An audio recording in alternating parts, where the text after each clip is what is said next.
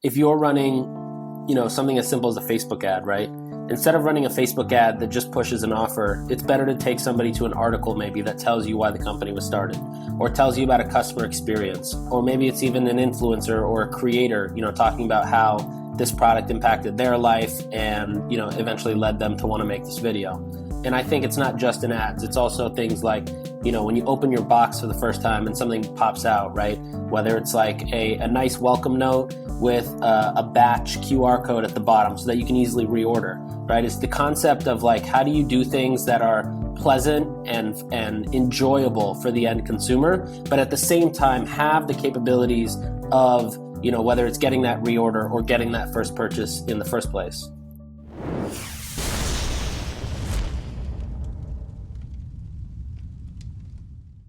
Hello and welcome to the D2C podcast. I'm Eric Dick. Today we are dipping back into our archive as we look to get up to speed in 2022, and we're revisiting an amazing conversation, one of our most popular conversations we had with D2C legend Nik Sharma, CEO of Sharma Brands, consultant to the D2C and CPG industries, helping launch, develop, and scale and expand businesses. We discussed the state of D2C brands in 2021, how to utilize performance branding, how to drop your customer acquisition costs, and why more D2C brands need to be investing in TikTok like yesterday. Hope you enjoy this one. We'll be back with a brand new episode next week and going forward throughout 2022. On with the show. Hey retailers, ever feel like your shopper experience feels just like everyone else's? That's probably because it does, and it shouldn't. Bluecore matches online shoppers with the products they'll buy next across channels like email, on-site, paid media, social, and SMS. With Bluecore's retail data and predictive intelligence, brands automate personalized content, offers, and recommendations for each individual shopper, enabling brands like Noble to increase conversions by 15% and drive a 46% increase in repeat buyers. Visit Bluecore.com to discover why brands like Noble, Express, and Bliss chose Bluecore to automate and scale their multi-channel personalization. Welcome to the program, Nick. It is great to be having a meeting of the minds with you. How you doing? I'm doing great. How are you doing? Thanks for having me. Yeah, it's a long time coming. I think I've been following you on Twitter for a while, and I love what you're doing in the space. I think there's a lot of ways we can collaborate. So let's start with this concept of performance branding. But before that, I want to go one step higher and talk about what is the state of the D2C brand in 2021. I know there was a period of things that were called blands, where you just had, the right kind of font and the right kind of pastel, and you really could nail a brand. But where are we at with 2021 and your concept of branding?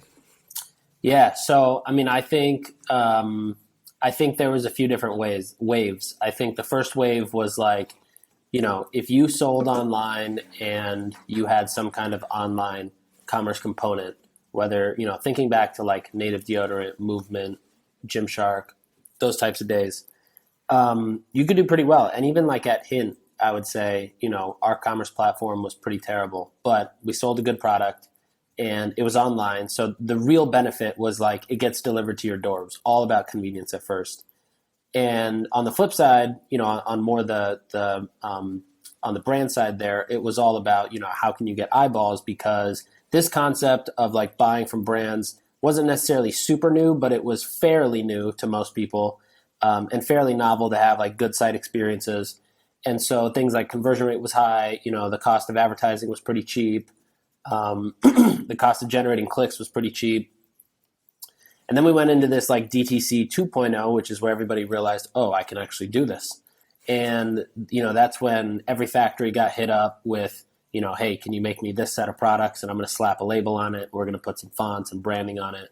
We're going to try to sell it and do the same thing that the 1.0 did. And the problem is that they kind of evolved to this this mindset of, okay, we can slap a label on something and probably sell it, but they didn't really innovate anything on the marketing side. So everything they did marketing-wise was still focused on the same way they were doing it in 1.0, which led to, everybody just complaining about the cost of advertising and, like really lame advertising, really bad user experiences, just not polished enough. And that has had its own wave of companies that died out there.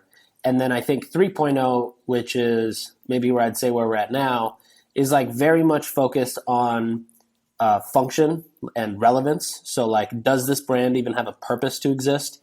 Is it just the 17th personal care brand, or like, does it really have a reason to exist? Is there some reason they exist, whether it's a moat they have in their product, or something else, maybe community driven? And I think disruptive in the space, perhaps too, like they're innovating on an idea whose time has come, kind of thing, is something I see time and time again. Exactly.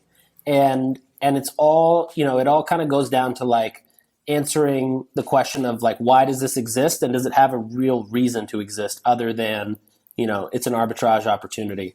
And then I think the other thing worth noting too is like, I feel like we're kind of ending this era of e-commerce just being this arbitrage opportunity, with, the cost of advertising, not necessarily maybe rising, but probably more like normalizing to where it should have been, now that the demand is there. And so I think we're going to start to see we're either going to see a lot of brands now just slowly start to, get smaller and smaller and die, or we're going to see brands just really have a glow up with their brand side and really build a community and build something where people, without seeing an ad, are excited to go back and repurchase something or do something with a brand. And so how do you do that? Easy question, right? And I think this is probably what your whole practice is kind of based on at this point, whether you're advising or operating or investing. I bet this is really what you're focused on.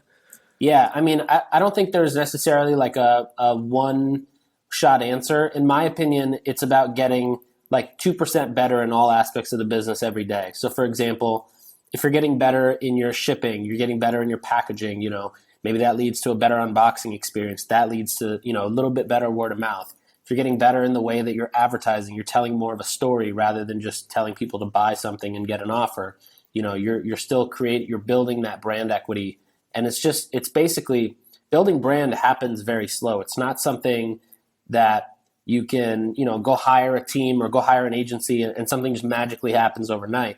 It's something that takes a lot of time, and it's really hard to do. But the ones that end up doing it, they're the brands that we're still wearing today, 25 years later, and the ones that are still relevant, the ones we still talk about today. But the ones that were maybe all in on just, performance at one point, those aren't necessarily the brands that we're still talking about or excited to even, get behind or wear or taste or consume. Totally. So when you say performance branding, what do you mean by that? Because this is something that really resonates. We talk all the time on the podcast about performance creative, the velocity you need to have, the iterative capability, all of that. But what do you mean when you talk about it branding, like performance branding over time? How does that work? So in my mind, performance branding is the concept of building brand equity on the back of your working performance media dollars. So for example, if you're running, something as simple as a Facebook ad, right? Instead of running a Facebook ad that just pushes an offer, it's better to take somebody to an article maybe that tells you why the company was started, or tells you about a customer experience, or maybe it's even an influencer or a creator, talking about how this product impacted their life and, eventually led them to want to make this video. It's basically, how do you, across every touch point, and I think it's not just in ads. It could be in a billboard, it could be TV, it could be ads, but it's also things like, when you open your box for the first time and something pops out, right? Whether it's like a nice welcome note with a batch QR code at the bottom so that you can easily reorder, right? It's the concept of like, how do you do things that are pleasant and enjoyable for the end consumer, but at the same time have the capabilities of, whether it's getting that reorder or getting that first purchase in the first place. And so it's less, when I hear like performance branding, I think about sort of, testing the aspects or the personality of the brand that's going to resonate most with customers and honing down towards that. Is that part of it as well?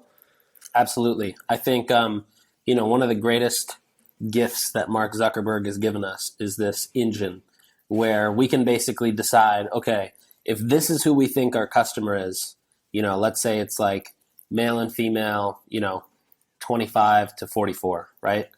Who live in X, Y, and Z places. You can set this as your parameter and then think, okay, I'm drinking smart water here. So like, what are the 27 reasons somebody's going to drink smart water, right? And answer that question on a piece of paper, and then literally take that piece of paper with all those reasons and just start testing them, whether it's by headlines, throwing an overlay on an image.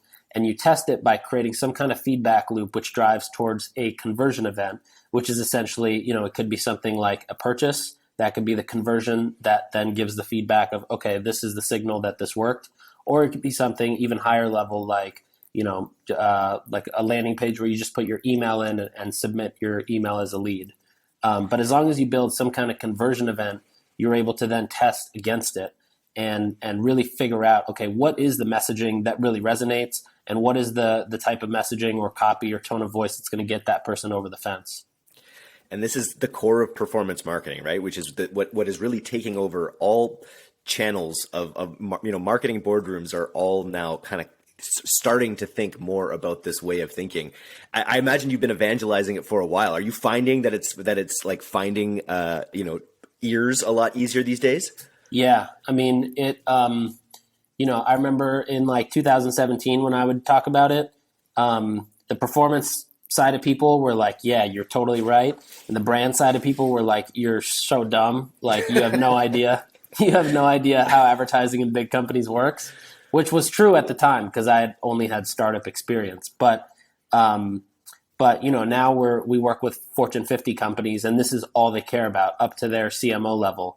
It's usually their CMOs or their chief digital officers are reaching out to us saying like, either we saw this concept of performance branding, or, can you come in and talk to us about this? Like we're getting pressure from our board that we really need to shift the way that we advertise. A lot of brands too, not a lot, but like, top 250 brands in the world, maybe, they're all, the way that most of them do marketing is basically, let's run something for the next 6 months, and then we spend the subsequent 6 months trying to figure out like what impact it had. And then after 12 months, you basically get a report. Okay, this campaign that you ran with this much spend drove like this kind of lift or this sell through or whatever it is. And a lot of them now throwing darts with blindfolds, kind of. Yeah, exactly. Throwing darts. And the other thing too is like the way that they do it is very blanket. So like, Corona, for example, would take one TV ad and run that nationally. But when you think about what we were just talking about with smart water, running 27 different ways, you're going to figure out that different zip codes react differently, or even down to like, or even broadly, like different cities or different states react to things differently because of the way that their culture is. And so this concept of just taking one creative or one campaign and blanketing, as many impressions as you can, it just doesn't work as well anymore. It's such an interesting, when I hear people talking, I was just talking on a podcast yesterday, and we were talking about just the stream of innovation you need to have as a D2C founder, as a business owner in this space. And I think about it versus the way that big corporations, sort of the big CPG, top 10, top 20 CPG brands, the way they sort of formed. And it's like by forming the supply chain lines of the entire retail infrastructure, it's like it sort of enabled this kind of, spray and pray style advertising, because they knew that they had their channels locked in a lot of these cases. I'm simplifying it too much probably, but whereas now it has to be this ongoing, refreshed, constantly refining relationship you're building and maintaining with your customers. Yeah, 100%. And the customers too, in a lot of the brands that we touch, the customers is where we look when it comes to innovation on where are we pushing marketing dollars, or where if it's a physical product sold in stores, like the customers online is what's helping the offline teams figure out where they need to go harder. And then it also helps us really understand in other brands like the product roadmap, right? What is it that people are asking for, and how do we then create the solve for what they already trust us and come to us for? And then secondly, in the marketing too, what are the things that everybody has a question about? Or, if you look at customer service for most D2C brands, I'd say 95% of the inquiries are about the same, 5 to 10 things.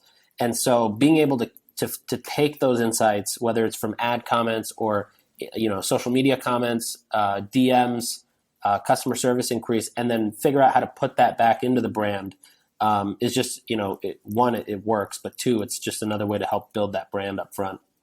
Nice. We have a section here called guest opinions from the pre-interview you did with Thomas here. And I just want to ask about this opinion because it seems like a really great idea. The easiest thing you can do as a brand is drop your customer acquisition costs by 30 to 40%. Seems like a no-brainer. Why doesn't everyone do it? So honestly, it's a good question. I mean, I've tried to make it so easy for everybody to do exactly what we do when we get paid to come into companies, right? Like one of the main things is a lot of times companies are obviously focused on digital customer acquisition. And one of the first things we'll always do is, okay, understand what is the creative, like from a perspective of, are they running good video? Is it engaging? Does it hook you? Does it hit a punchline that really hits home?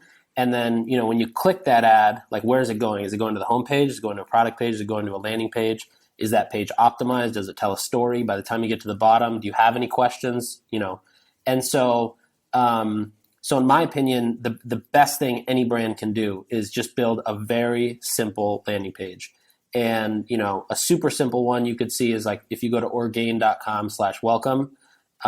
And if you want to get even more complicated, you can go to like poopery.com/BYOB.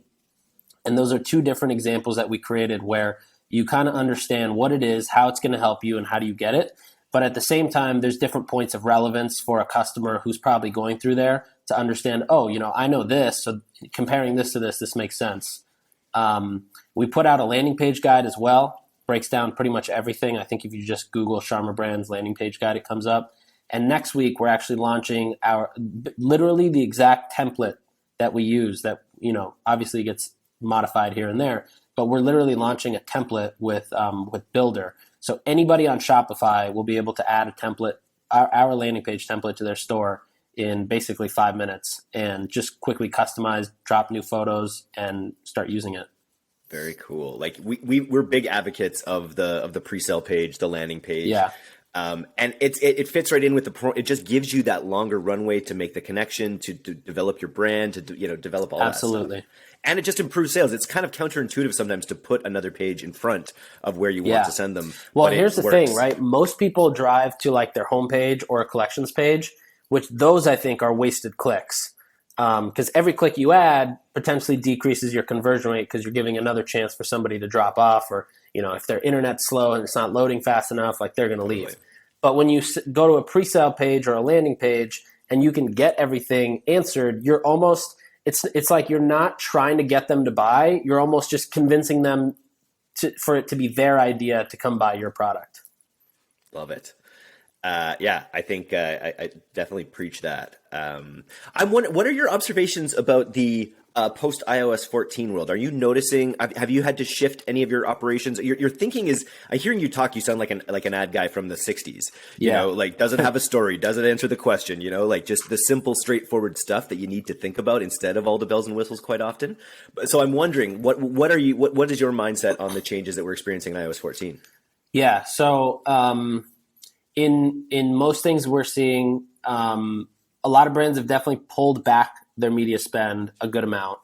At the same time, though, the brands with really good brand equity and also just a phenomenal product are a lot, and really good product market fit from the beginning, right? They were spending on Facebook to extend the reach and extend the amount of eyeballs they could get into an acquisition machine that was already working because they had a good product market fit. Those brands not really affected at all. Their MER, media efficiency ratio, which is basically your overall media spend, overall revenue. It's like ROAS on a larger scale. Pretty much stayed the same, right? They probably had a lot of reporting issues like on platform, but when you zoom out and look at the overall efficiency, that actually didn't really change. On the other hand, the brands that, back to that like DTC 2.0, the ones that were really spending to try and prove product market fit or spending to try to become relevant in the first place without like really building a brand or a foundation that people were already into, those are the ones that got hit really hard because their sole customer acquisition channel was usually Facebook and Instagram ads. And the way the platform works is basically it takes the inputs of what happened with the last dollar to dictate where it's spending the next dollar. So if you have a brand that has its own, like take Caraway, for example, a brand that has, it's a great product. It's got incredible reviews. It's got a ton of press. They've got great affiliate built out. They've got great SEO, good content, good social strategy. Like they were probably not as affected as maybe, the 28th Men's Skincare brand, which didn't really have a purpose or really a brand built, but maybe they found efficiencies in their Facebook ads because they were serving the right ads, the right time, the right messaging. But they're not, that pixel or that account is not able to get the same level of efficiency without having the feedback coming in constantly, because it doesn't really know who to go after.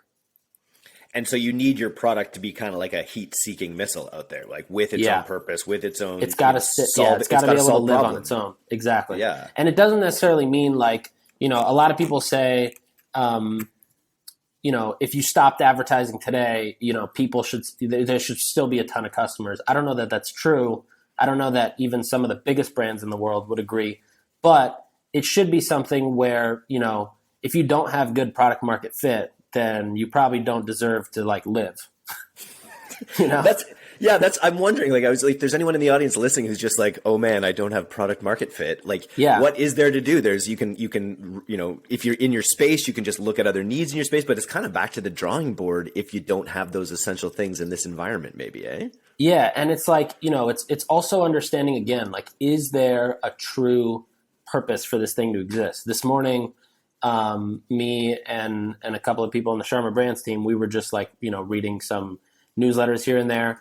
And we came across this brand that sells like toilet plunger, $40 toilet plunger, or like screwdrivers and pliers for $50 each. And we're just like, this is never going to win, because like you can't convince the average person to go spend $50 on pliers or $40 on a toilet plunger. Yeah. And those are the ones that are not going to be able to survive something like this iOS 14, cookie apocalypse. But the ones, on the other hand, that really do serve a function and they have great product and they have a foundation, they're going to be totally okay. Yeah, it feels like it. There's no fewer ad impressions. I saw another tweet here that I thought was really interesting, and we're huge fans of the retail and e-commerce enablement tech section. They're obviously big partners of the newsletter and the podcast. I know with you and with your info brand as well. I wanted to know what you meant by saying the companies that let incredible brands launch, grow, and become your favorite company are the next billion-dollar brands. Can you shout out a few of those like up and coming billion-dollar brands you think? Yeah, I mean. There's definitely a handful. I mean, companies like, Yotpo and Pixley have definitely proven it already. But then I think there's a handful of companies on the rise right now, whether it's, Co-op Commerce or Settle or Wayflyer or Okendo or, Motion. Like there's a lot of apps out there and a lot of software that's not necessarily just like Shopify specific software either. Totally. But very much commerce specific in the sense that they, like Co-op Commerce, for example, has created basically an entire network of brands and customers that they can now leverage to drive incremental acquisition. Or, Smarter has taken a whole new approach to the way subscription is done from the development standpoint and from the brand standpoint, giving them access to better developer tools and better analytics and better user experience. Companies like Settle have basically figured out how to create their own debt facility where they can lend to brands financing POs, or on the flip side too, even with like agencies and service providers collect invoices, 60 to 90 days early. And obviously they, when I just think about like where do all the costs go in most brands, like most of the money goes towards marketing, right? But these guys, on the other hand, they don't necessarily focus much on marketing. They really focus a lot on product. And what's interesting too about just this whole, even like DTC, Twitter, for example, or just this community that's been built thanks to, the ability of social networks, is like a lot of these apps and a lot of these software companies, when they're good for one or a handful, they spread like wildfire. And so the combination of all those things, and just the fact that, e-commerce is only getting easier. There's only going to be more and more brands launched every day, whether it's from the average person who realizes that they have a really good idea or a problem that they solved, or even just creators who have, think about how many TikTokers now have 100,000 followers, right? There's so many different ways that commerce is going to blow up. And I think it's becoming less reliant on media and acquisition tools and more reliant on software, so that when somebody does land on your site or somebody does transact with you, you basically, you use these tools to give yourself the best at bat. We had Repeat on the as a sponsor this past week, and their call to action on our newsletter was, hey, you can just go, like it's sort of like a headless commerce checkout for repurchasing that you can do from email or SMS. And they just basically allowed us to give all of our readers the opportunity to go through all these different fun checkouts, that are actually, they were actually hosting on their site checkouts for all these D2C brands. It was just such an innovative experience. And it's like, when I see things like that, and you realize, as creators, generate these audiences and have these headless stores that kind of follow them around, essentially, there's a real opportunity for growth. And I think you outlined it well there. Yeah, absolutely. Nice. I wanted to ask, I see here you worked a little bit at VaynerMedia. What was that like? It was a pretty fascinating experience. It was really cool to see, the 17 companies that Gary runs at the same time, and also just the environment within Vayner. They're insanely focused on getting a lot of these large Fortune 100 brands really up to speed on the digital side and even on the non-digital side. Overall, it was a real fascinating experience. I think they're definitely years ahead of a lot of other agencies, and I would say they're probably also super underrated for the capabilities that they have. Amazing, and great learning for you, who's taking this path of sort of the name consultancy, right? Which is a little bit different than an agency. What's that been like putting yourself out there at this level and building your business kind of around your consultancy persona? Yeah, so initially, that was not the plan. A friend of mine, Dylan Drews, actually, jokingly would always just call me Sharma Media, or he would just call me Sharma Brands. And so, then I was just like, all right, well, I'll just take that. It's easy enough. I don't have to think of another name. But It's been cool in the sense that, I think of it similar to this is going to sound cringe, but similar to an influencer with their own brand. So Kim Kardashian and Skims, or, Simon Huck and Judy, or, of course, now I can't think of other brands like Mr. Beast and Beast Burger. Yep. But in the sense that it brings a face and a personality with it. So it's you'll never get, You'll never feel like you're just talking to an agency, or, even I notice it in the way that people even write into us when they want to work with us. It's never hey, we're looking for your services. Please let us know when we can set up a time to chat. It's always leading with something that is personality driven, or something that's just more fun and really, feels more humanistic, I guess. But yeah, it's been great. I mean, everybody expects me to be on everything, which kind of sucks, but at the same time, you gotta take on everything. Yeah. At the same time, it's been really cool to also just kind of learn this concept of creating a flywheel between a personal brand and a consultancy. And then, now next week, and your content brand, right? Yeah, exactly. And then next week I launch a rolling fund. And so that's going to become a part of this flywheel as well. So I think more than anything, it was really cool to understand and probably just learn this whole process. And the content brand is the real, coming, this is what we're doing with D2C and Pilot House. The content piece of it has got, how much is that fueling the rest of your business in terms of the contacts you're making and things like that?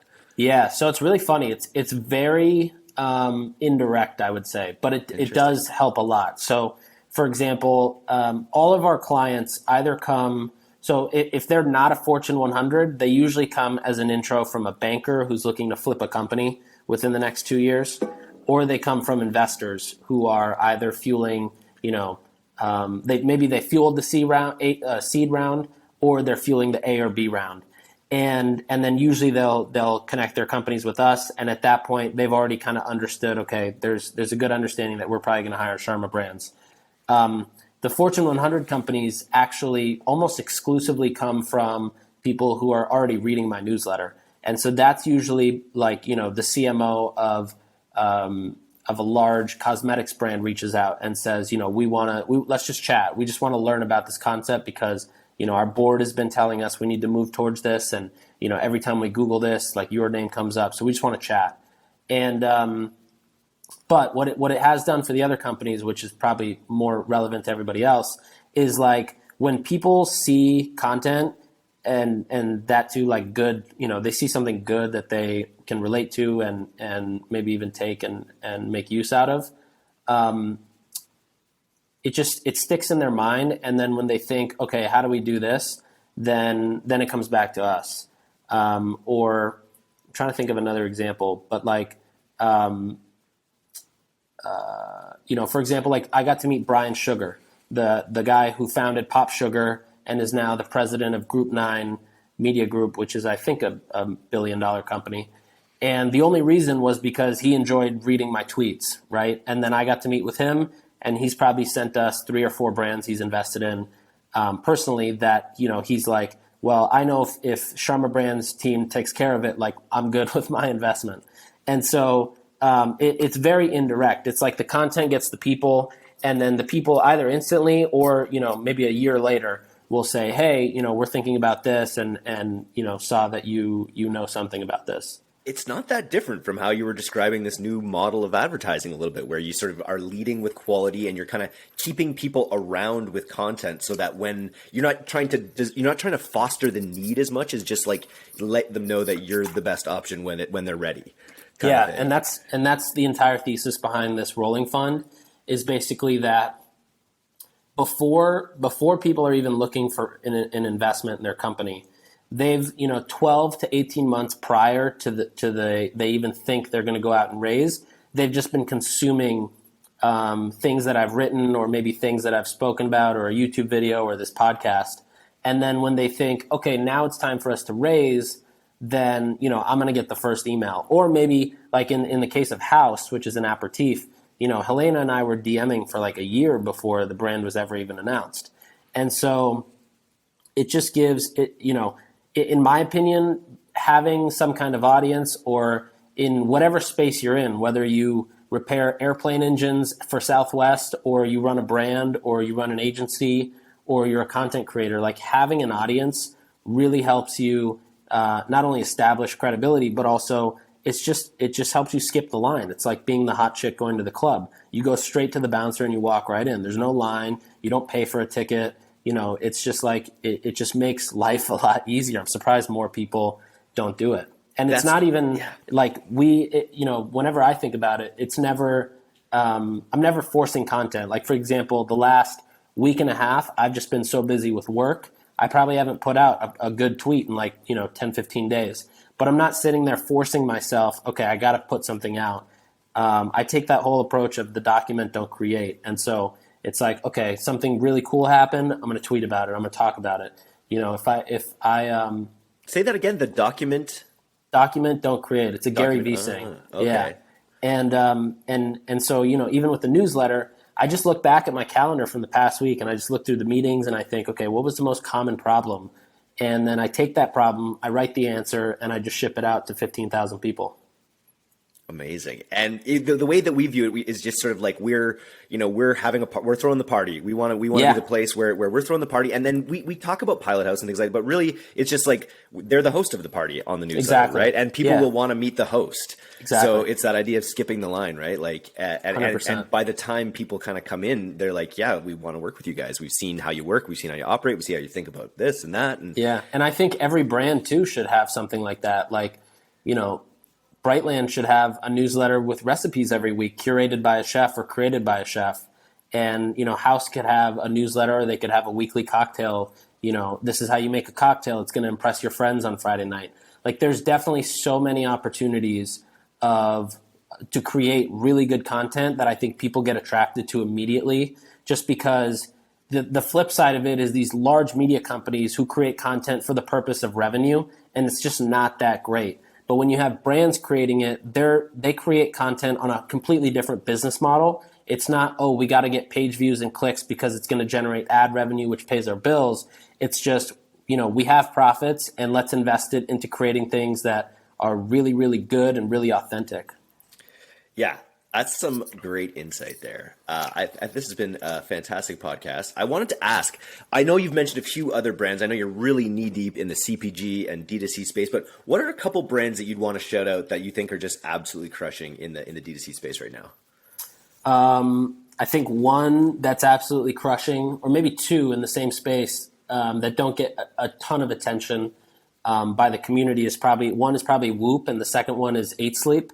They're kind of pioneering this this category of health tech or like personal care tech, you could say. Really focusing on combining like good product and good experience with this side of science and data and quantitative understandings to basically help you become a better person. I think that's one category that's really exciting. In a new category, you know what I mean? In a category that we've all had, but it's just sort of emerging as well. I think that's a big part of that formula, right? As they're sort of category creating in that exactly. That space. Judy is one kind of like that, where it was almost a category creator, and there's obviously a lot of advantages to being the category creator. Another one that I'm really excited about is just the space of telemedicine, but not like the older telemedicine brands, like the new ones that have really built a really strong foundation and, as large as the Pill Club, but as small as like Maximus Tribe, which just recently, I think, got into beta. These brands are also creating really sophisticated and unique approaches to things that, for a long time have never been able to get, you couldn't get outside of going to the doctor. Nice. Those are some great pieces of advice there. What about, okay, so here's a question. So say we were just to give you a $50,000 grant to be used for marketing for either one of your brands in your portfolio. Where are you putting that $50,000 to see sort of the biggest return in the next, say, 6 months? Say. Yeah. I would say it would be a combination. So I'm like a scrappy guy at heart because, I'm Indian. My parents are immigrants, like scrappy as it gets. So I would probably hustle on the side of like influencers and creators, especially probably with TikTok. Yeah. Just because. How bullish are you on TikTok? So bullish. I mean, without even counting the ads platform, which I think is going to turn into a beast. If you, like with every brand that we've done this with, if we send out product to even just 50 creators, between 50 to 250,000 followers, and you put out, they basically put out 50 pieces of content, let's say, 10 to 15 are just bound to get 1 million views. It's just a numbers game. And so I would definitely do that. And then I would probably invest into newsletters a little bit. And then probably just some general Facebook, Instagram retargeting. I love this. We had some conversations with Paved. We're doing some of our ad slots through Paved, and they're an ad network that allows you to buy newsletter slots. I think that's really interesting, like D2C, B2C through newsletters as well. That's got The Hustle's got 1 million readers or whatever, right? Like, have you had some wins on newsletters with CPG brands? Yeah, I would say it very much depends also on the quality of the subscriber, right? So like when you think about, like I was probably one of the first advertisers in both the Hustle and Morning Brew, and even the Skim, early days of these newsletters, like just the best possible return. And then you've probably kind of noticed like over time, the larger newsletters shift more toward B2B sponsors because, for example, with if you're a CPG company and your AOV is $50, Exactly. You're not going to get that good of a return. But then if you're in Morning Brew and you're a B2B company and one client equals a $50,000 contract, you're extremely happy with the results you get there. Yeah. But I think same way with smaller newsletters too, I think the group of smaller newsletters and Substacks is kind of the new like nano influencer on Instagram. Very effective, highly engaged readers. And we're talking newsletters with like, 60 or 50 to 60% open rates and 15 to 25% click-through rates. Unreal. Yeah. That's an excellent knowledge bomb to leave people with. And you mentioned Scrappy. I come from an affiliate background where Scrappy was the name of the games, click arbitrage. Yeah. Do you have a favorite Scrappy marketing story that you can recall? Favorite Scrappy marketing story? So something where you did something in quick and dirty in a short amount of time and pulled it out. Yeah, so we had a cleaning brand last year that we worked with, a home cleaning brand. It's very, very premium brand and very elevated branding, photography, etc. The product was all glass. It was a beautiful product. The problem was that they were marketing it almost like a luxury item, and obviously when you look at the Louis Vuittons or the Ramoas of the world, they're not necessarily driving the landing pages. They're not doing anything fancy because like they've spent 100 years building their brand. But this was a brand new company. And so, they basically put $2 million in at this point between R&D, brand identity, running media. And they were at a point where they were going to say, okay, it's time to just scrap this. And so we were already working with them. So we just said, hey, we went to the president and said, give us some cover from the brand team. Like give us 2 weeks, ship us the product. Or no, this happened after we got the product because we actually used the product ourselves and thought, holy cow, this product is phenomenal. Nice. And that's when our wheels started thinking like, how is this being marketed so bad when the product quality and the product itself is just so amazing? And so we asked for cover from the brand team, and basically, the 3 employees that I had at the time, we all filmed UGC ourselves with our iPhones. EGC, employee-generated content. Employee-generated content. We talk about it all the time, yeah. Yeah, and so and we filmed it, and it was all natural because the products were just so good. All of us loved the product. And we cut it up with a video editor, added basic subtitles, nothing fancy. We started running it with an ad to a beautiful landing page as well that was very conversion-focused, not just like a homepage with no real info. And all of a sudden, their acquisition costs went from, like 150 down to basically 30. They went from doing like 20 new customers a day to maybe 150 customers a day. And that was just kind of the starting point, and then it just took off from there. But it ended up saving the brand. It was extremely scrappy.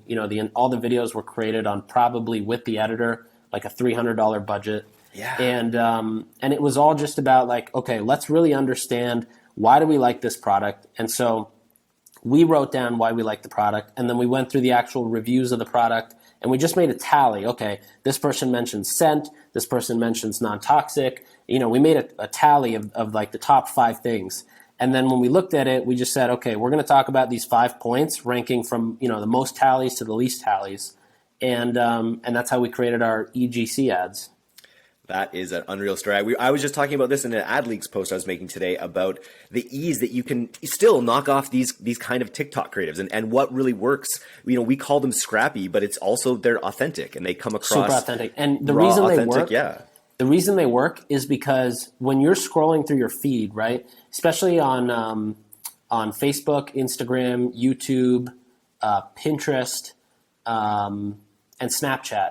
These are all feeds that you curate yourself, right? You're going there and you're looking to be entertained. Yep. On TikTok, for example, they entertain you, right? You're not curating your feed. I mean, you could with the following section. But everyone's on the For You page. Everyone's on For You page. And so, and I think there was some report today that came out, said something like 95% of videos are viewed on the For You page. Wow. And so anyways, when you open Facebook, right, like just think of yourself as a person. Like, why do you open Facebook? Do you open Facebook to go look at a billboard, or do you open Facebook to go get entertained, right? Yeah. And so as long as you're entertaining, I mean, at TikTok, like we had another client, a liquor brand that we worked with, and they were getting, probably around a 1.3% click-through rate, and their baseline was like 1%. And I was like, guys, we can at least get like 3.5. And so we just tried a bunch of stuff. One of them was TikTok. And so we just had, a few people create some TikTok videos. We ran it. All of a sudden, 5.5% click-through rate. Now 5% became the baseline there. And it's all just because, somebody opened the app, And like, what does well on Facebook? Videos that are entertaining. That's all really Facebook is. And like posts from friends or relatable stories. So as long as your thing is either a good story or it's some kind of video that like feels like it's entertaining, or is entertaining, that's how you're going to win. You just have to be native to the platform that you're in. Man, I got to say, this is one of the value bombiest podcasts I've ever recorded. So I want to thank you so much for coming on today. If people want to get in touch with you, I imagine Twitter would be the way to go. How do you recommend? Yeah, Twitter is the easiest. Just at Mr. Sharma on Twitter, MrSharma. And then the other easiest way is if you cold email me, there's a good chance I'll respond if it's a really good. I'm a cold email nerd. So if it's a good cold email. Yeah, if it's a good cold email, I'll respond instantly. If it's a bad cold email, I won't. But if somebody reads my newsletter, if they subscribe to my newsletter, which is just nick.co/email, and they respond to that, then I try to respond to everybody. Who's your best cold email that you've reached out to? Probably Mark Cuban. I have the same one. I reached out to Mark Cuban as well. You got back to me in 5 minutes. Yeah, he's every time I've emailed him, he responds in less than 5 minutes. Yeah, and that's hilarious. And all you have to do, I think, is just make it. We should do a whole episode on cold emailing. But all you have to do is just make it really easy for them to say yes or no. That's it. Yep. Yeah. Tell them what's in it for them. I also emailed Jordan Peterson and got a response back one time. Wow. So that's a little controversial, but yeah. to keep that off the pod. Nice, man. Okay, this is a lot of fun. I look forward to future collaborations. I know we're going to be doing some cross-publishing. Yeah. And so both of our audiences can look forward to that because I think there's a ton of ways we can collab. Absolutely. Awesome, brother. Thanks again. Thank you. Bye.